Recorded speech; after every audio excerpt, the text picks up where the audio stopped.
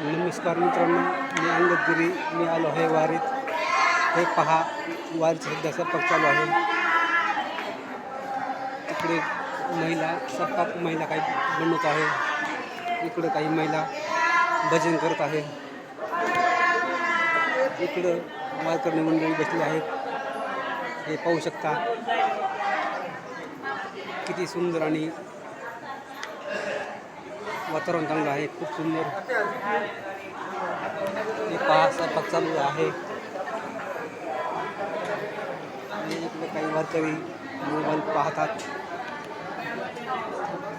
हे वारकरी इकडे काही मोबाईल पाहतात.